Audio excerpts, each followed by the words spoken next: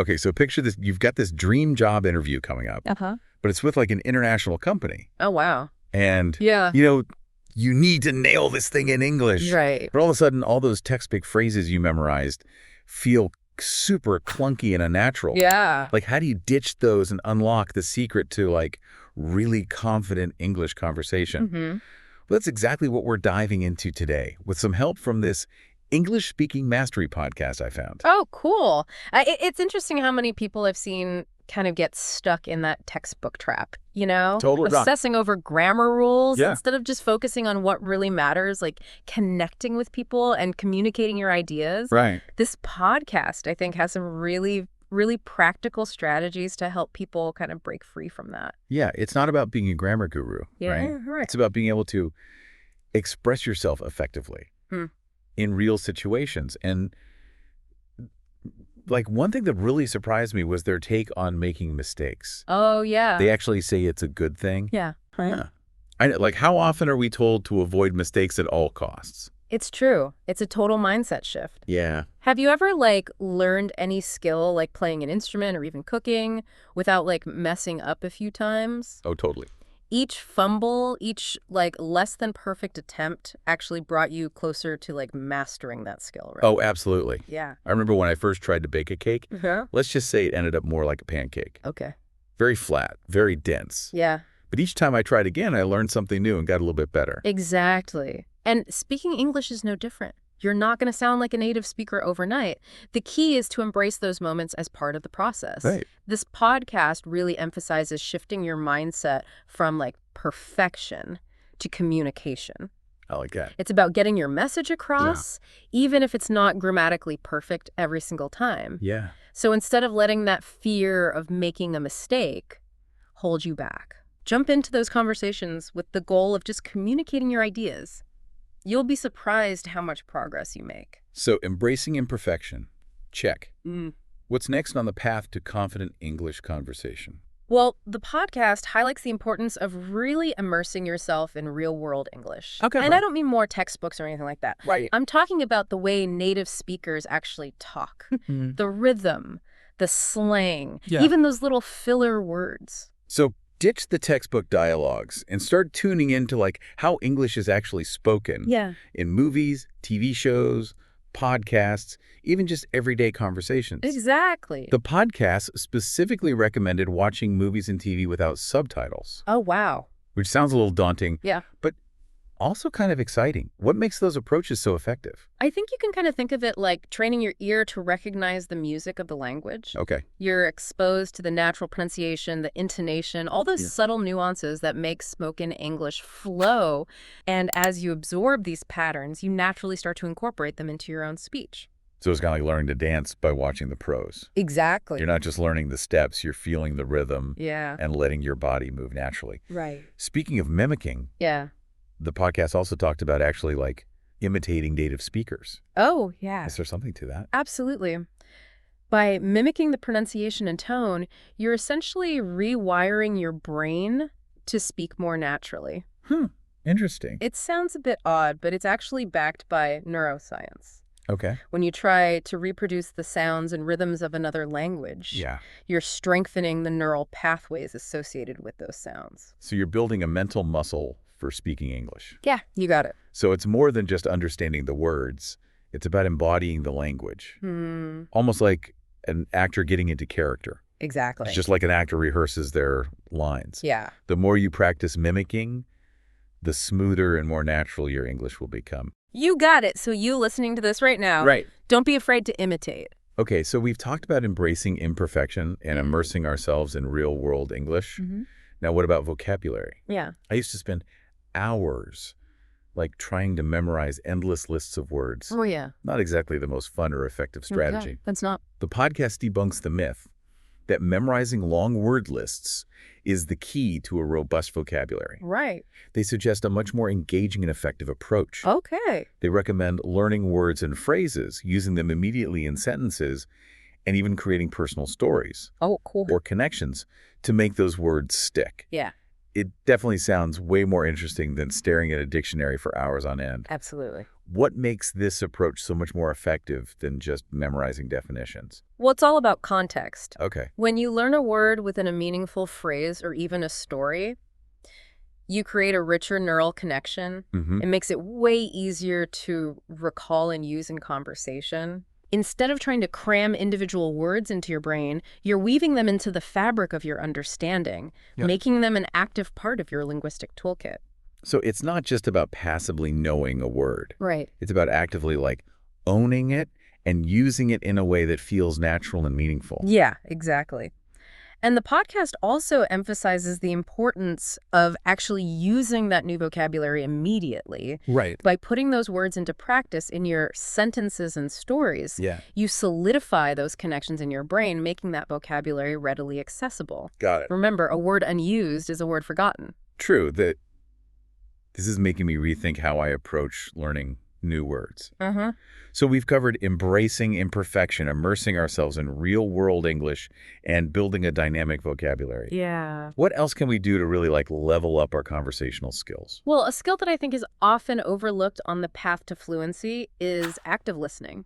You might think you're already a good listener, Mm-hmm. but active listening takes it to a whole new level. Oh, I'm intrigued. Yeah. What exactly does active listening entail, and how does it help us have better English conversations? So active listening is more than just hearing words. Okay. It's about understanding the context, Mm-hmm. picking up on those nuances, and responding in a way that deepens the connection. The speaker. Yeah. The podcast mentioned this exercise. Yeah. The next time you're in a conversation, Yeah. resist the urge to just wait for your turn to speak. Oh, yeah. Instead, try to focus on really, truly understanding what the other person is saying. Mm-hmm. How can this seemingly small shift transform our conversation? When you're actively listening, you're not just passively receiving information. You're engaging with the speaker. You're Yeah. trying to grasp their meaning, their emotions, even their unspoken intentions. Right. And when you're genuinely trying to understand someone, Yeah. you pick up on their body language, their tone of voice, all those subtle cues that add layers of meaning to what they're saying. Right. And these insights allow you to respond more thoughtfully Yeah. and contribute to a richer conversation. It's a win-win. Exactly. So active listening isn't just a courtesy. Yeah. It's a secret weapon for unlocking deeper understanding, building stronger relationships, and ultimately becoming a more fluent and engaging communicator. I love that. Me too. It truly is. And there are actually specific techniques you can use to enhance your active listening skills. Uh-huh. We'll get into those right after this. So as we've been talking about these strategies from the podcast, Mm-hmm. I'm really struck by how much they emphasize, seeing conversations, Yeah. not as tests, Right. but as opportunities to connect and grow. That's such a good point. It really takes the pressure off of needing to be perfect Right. and allows you to focus on what really matters. Yeah. Like sharing your ideas, Mhm. building relationships, Yeah. and just enjoying the experience of communicating. Absolutely. But what about those moments when you stumble, Yeah. Like when you don't understand something Yeah. or the conversation goes in a direction you weren't expecting, Right. those moments can be so frustrating. They can. The podcast calls those difficult moments, Okay. and they say they're inevitable but also incredibly valuable. So. Well, instead of seeing them as failures, Right. try to see them as stepping stones Okay. in your path to fluency. But that's easier said than done right. True. In those moments, your brain kind of freezes up Yeah, and you just want to disappear. I know. What are some practical tips for navigating those situations more gracefully? Well, the podcast gives some great phrases you can use when you need clarification. Oh, yeah. Like, could you repeat that, please? Or I'm not sure I follow. Right. These simple phrases really signal to the speaker that you're engaged and you're genuinely trying to understand. So it's about being honest about your struggles and not being afraid to ask for help. Yeah, exactly. Does that actually work, though? Don't people get annoyed when you ask them to repeat themselves? I think, in my experience, most people are really understanding, especially when you approach the situation with a positive attitude. Right. I mean, we've all been there, Right. fumbling for words, misunderstanding, feeling a bit lost. Totally. I think acknowledging those shared experiences Yeah. creates empathy and a more supportive environment for communication. Just like saying, hey, we're all in this together. Let's help each other out. Exactly. That reminds me of this time I was traveling in Japan. Mm-hmm. And my Japanese was, well, let's just say I knew enough to order a beer and say hello. Okay. I was trying to buy train tickets, Mm-hmm. and I was completely overwhelmed by the ticket machine. Oh, no. All these buttons and options, Yeah. I had no idea what I was doing. I've been there. I must have looked totally lost. Right. Because this kind gentleman came up to me, Oh, wow. and using a mix of gestures and a few English words, Mm-hmm. he helped me figure it all out. That's so nice. We even managed to have a little conversation about our favorite travel destinations, Wow. all with mostly hand gestures and smiles. That's a perfect example of how just being willing to admit you don't know everything, Yeah. combined with a positive attitude, Right? can turn what could be an awkward situation into a really heartwarming connection. It really is. Yeah. And it highlights something else the podcast talks about, What's that? the collaborative nature of language learning. Oh, yeah. It's not just about solitary study. Right. It's about actively engaging with others Mm-hmm. and looking for opportunities to learn from every interaction. The podcast really encourages you to see language learning as like a collaborative journey, I like a that. partnership between yourself and the people you're talking to. So how do we cultivate that collaborative spirit? Uh-huh. Are there specific things we can do to foster those kinds of connections? Absolutely. There are tons of ways to create a supportive community Yes. around your language learning. You Mhm. can join language exchange groups, participate in online forums, Yeah. even just strike up conversations with people you meet in your daily life. So it's like turning your everyday life into a language learning adventure. Exactly. And one of the most exciting things about that adventure Yeah. is the potential to connect with people from all over the world. That's one of the most beautiful things about language, I think. Totally. Its power to like bridge cultural divides, foster understanding, and create bonds that go beyond borders. Imagine being able to share your thoughts, your passions, Yeah. your experiences with people from completely different backgrounds. It's incredible to think that something as seemingly simple as speaking another language Right. can open up so many doors for you. Like traveling to new places, Mm-hmm. making new friends, Yeah, pursuing career opportunities that might have seemed impossible before. absolutely. It's about expanding your horizons, Yeah. both literally and figuratively. And the podcast really captures that sense of possibility. Yeah, they encourage listeners to see fluency not as a finish line. But like a continual journey Okay. of discovery and growth. It's a reminder that you're never really done learning a language, Right. and that's what makes it so exciting. It's about embracing the challenge, celebrating your progress, Yeah. and never losing sight of the joy of learning and connecting with others. I love that perspective. Yeah. Really is a game changer. And that brings us to a really interesting bonus challenge of the week. Ooh, I love a good challenge. They challenge you, the listener, Yeah. to take all the strategies we've been discussing, Okay. embracing imperfection, Mm-hmm. immersing yourself in real-world English, Right. practicing active listening, Yeah. navigating those tricky situations, Sure. and using your body language effectively, Yeah. and to put those into practice in at least 3 conversations this week. Wow, that's a great challenge. It's one thing to hear about these techniques, Right. but it's another thing entirely to put them into action. Absolutely. Yeah. And they encourage you to be intentional about these conversations. Okay. Choose people you're excited to talk to. Yeah. Topics you're passionate about, Mhm. settings that feel comfortable Right. and conducive to good communication. Yeah. And don't be afraid to step outside your comfort zone. Right. Challenge yourself to use your English in new and creative ways. So it's about creating opportunities to practice and experiment, Yeah. to embrace the messiness and the joy of learning, Mm-hmm. and to remember that every interaction, Mm-hmm. no matter how small, is a step forward Exactly. at your path to fluency. You got it. And one thing I love about this challenge is it doesn't say who these conversations have to be with. Oh, that's interesting. They could be with native English speakers, Yeah. fellow language learners, Yeah. even people who just share your interests, Mm-hmm. regardless of their language background. That's a great point. It reinforces that fluency isn't about some like idealized standard. Right. It's about connecting with people from all walks of life, Yeah. embracing the diversity of the English-speaking world, and appreciating all the unique perspectives that everyone brings to the table. And those connections, those shared experiences, Yeah. those moments of understanding are really what make language learning so enriching and fulfilling. This has been such an inspiring deep dive. Oh, good. I'm glad. It's amazing how much we've unpacked from just one podcast episode. It is. I feel like a whole new world of possibilities has opened up. It's a reminder that even seemingly small things Yeah. can spark profound insights and lead to real personal growth. We'll be right back after a quick break to wrap up our deep dive into the English Speaking Mastery podcast Okay, sounds good. with some final thoughts and a challenge you won't want to miss. So as we've been exploring all these strategies for boosting fluency, Yeah.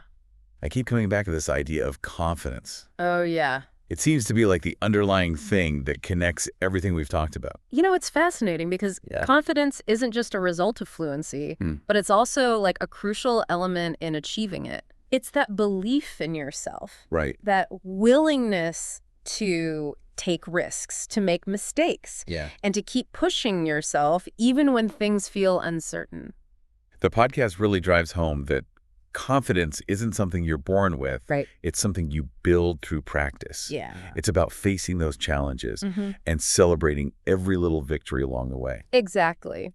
And it's so important to remember Yeah. that confidence isn't about being perfect. Right. It's about being comfortable with who you are as a communicator, with your own unique accent and your own way of expressing yourself in English.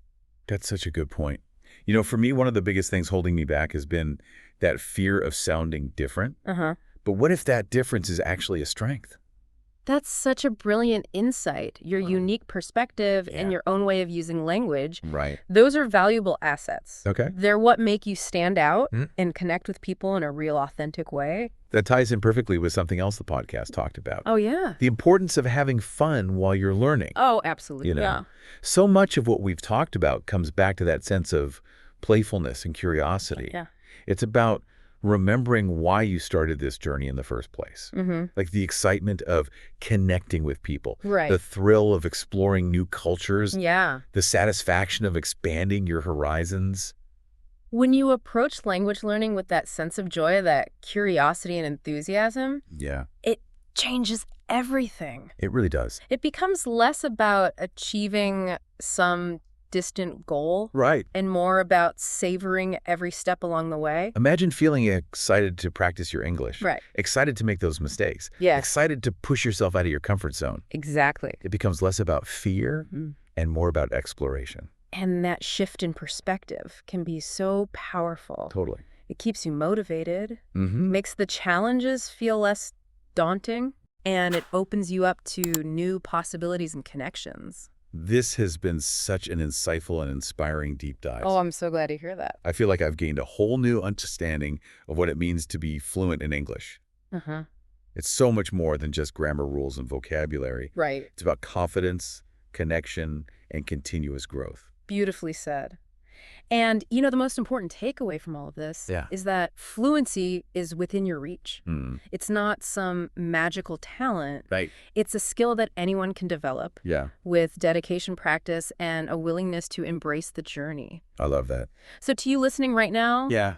don't let anyone tell you otherwise. This has been an incredible deep dive into the English Speaking Mastery podcast. I'm feeling so energized and excited to put all these strategies into action. It's been a pleasure joining you. Thank you for being here. Of course, remember, every conversation is a chance to learn, to grow, and to connect with the world. So embrace those opportunities and enjoy the adventure of mastering English. Well said. That's a wrap on today's deep dive. We hope you've enjoyed exploring the world of English fluency and feel inspired to take your language skills to the next level. Remember, confidence is key, connection is the goal, and every interaction is a step forward. Keep practicing, keep exploring, and most importantly, keep those conversations flowing. Until next time, keep diving deep.